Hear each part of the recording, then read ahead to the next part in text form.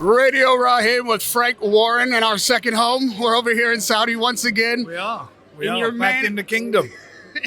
Back in the kingdom, and the Gypsy King is at the top of the bill again in rare form this week. But let's just talk about today alone. Was 11 and a half minutes stare off? You've been around. That's how long it was. I think it was 11:27 to be exact. That's got to be the longest of all time, hasn't it? You've been around a long time. Not too long, but long enough to ask, have you seen a standoff that long? No, never. What do you take from it? What do you take? So what's the takeaway? Patience. They both got a lot of patience. But there's these two guys are consummate professionals. They've shared the ring in a magnificent fight in May, and they're back in again, and neither of them are prepared to give that much stare off, whatever it may be. There's such a competitiveness about this. They won't give anything. They don't want to give that much away, and that's what it is, and that's what the fight will be like. Fury has given away, in a sense, everything other than the fight. All he seems to be focused on is a fight. He said he hasn't spoken to his wife in 5 months. You say he's barely spoken to you. He's not talking to the media. He hadn't been taking phone calls. He's just focusing on that fight and being in the zone, and that's where he's at. You've known the man a long time. You've been close to every fight. How do you think this changes him inside? Because he says, defeat doesn't change me, but then in this sense, he's changed quite a bit. What do you take away from that? I'll take away that he looks on this fight it's like, I think in some ways it's going to be the defining fight of his career. Look, at the press conference, somebody was saying, I think it was his manager Alex Krasik, he said that he's travelled, been on the road, Usyk. So's Tyson.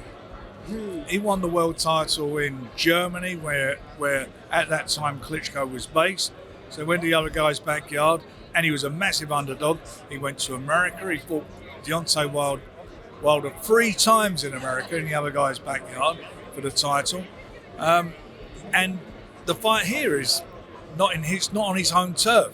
So they're both away fighters. So he's a traveller. He's used to that. But he's very, very, very focused. And I think this is going to be, for him, will be him coming back and winning a world title for the 3rd time.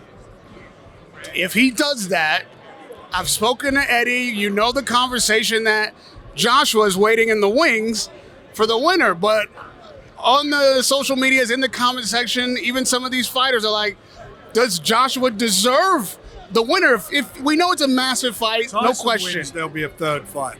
There will be. Provided nobody retires, there'll be a 3rd fight. What is the threat of retirement? Because it's interesting you bring that up. No, it's not a threat. It's like, look, these guys are not youngsters anymore. You know, they're, what's Usyk, 38, Tyson's 35, 36.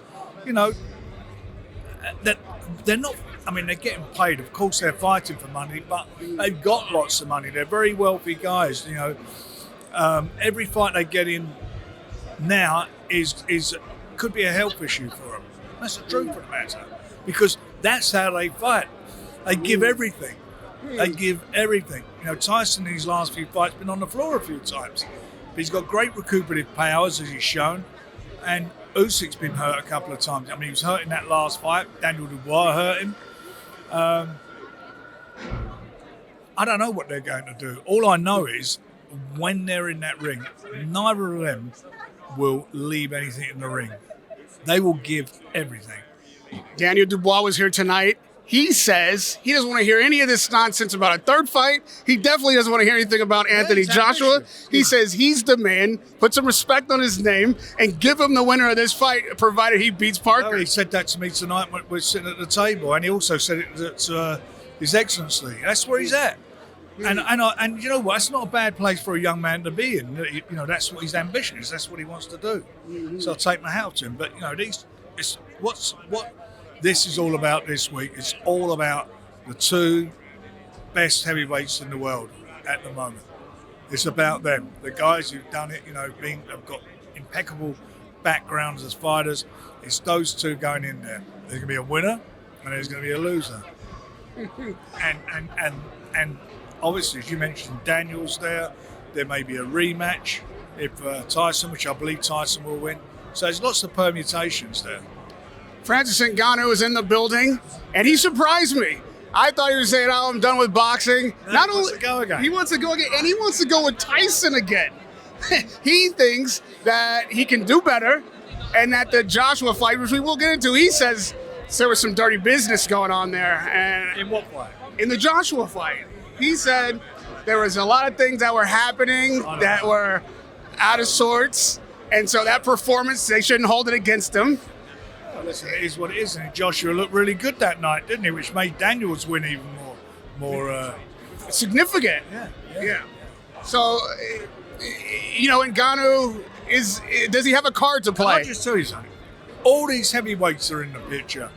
They lose, they come back. He's got to beat Joe Parker, Daniel. Joe Parker's on a roll. Yeah. Former world champion, come back. Good wins. 2 good wins he's had. 2 or 3 good wins now. So he's back in the game. All these young Brits who will come through, Fabio.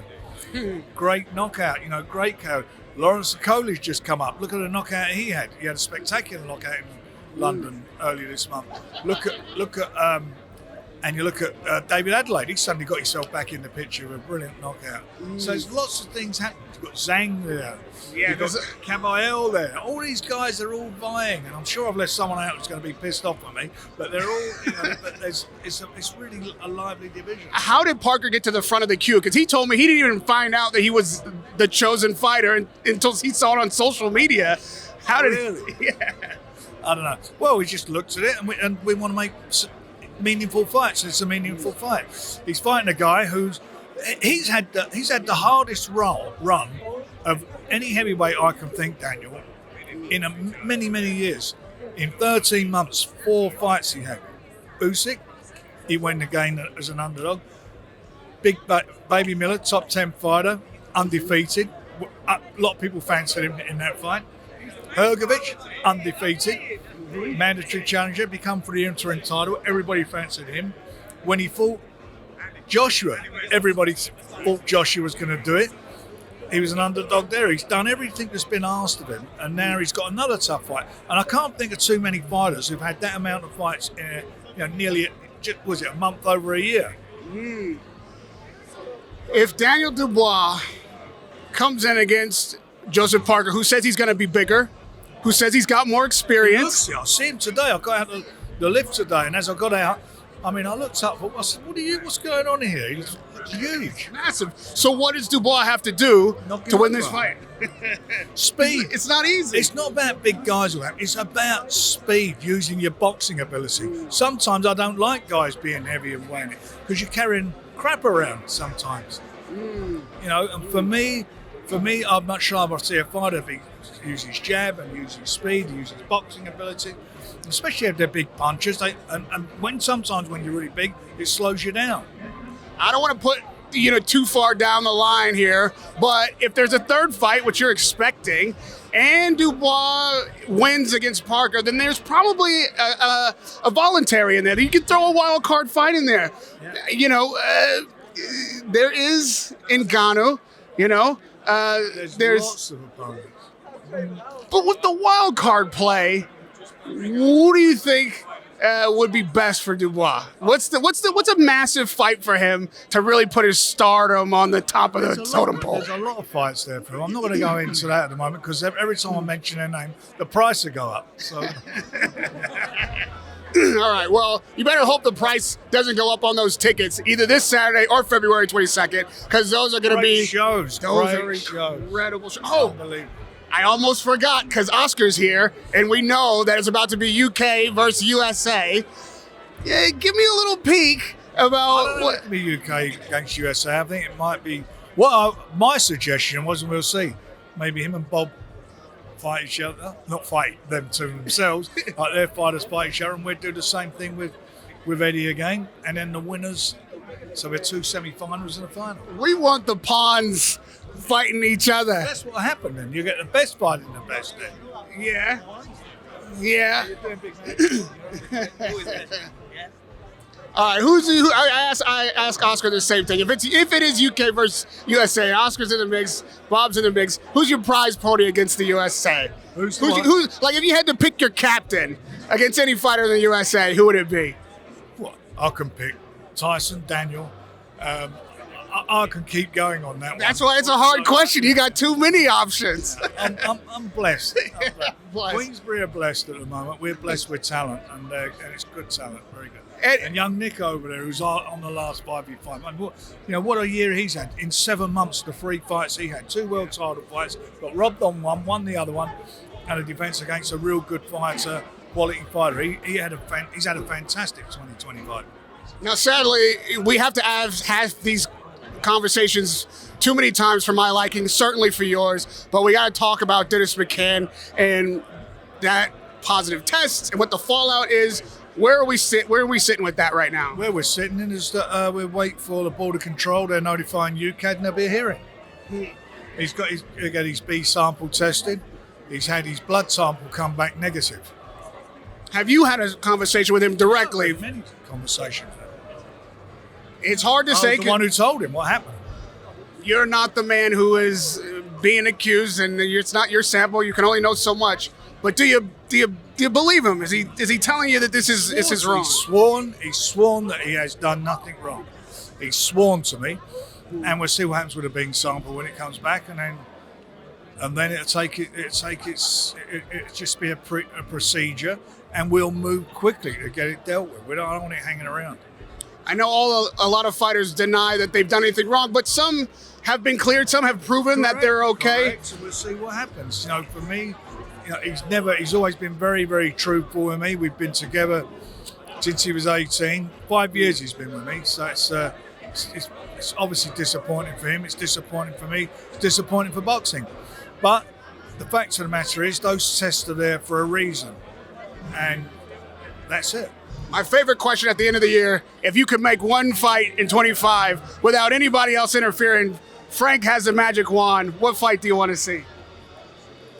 Oh God, it's a tough one.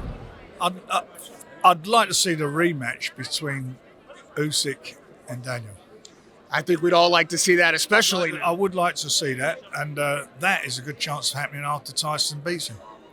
Radio Rahim with Frank Warren, none other like him. Congratulations on an incredible year. As always, we can't wait to see you again, not only Saturday, but in 25. Radio Rahim with Frank Warren.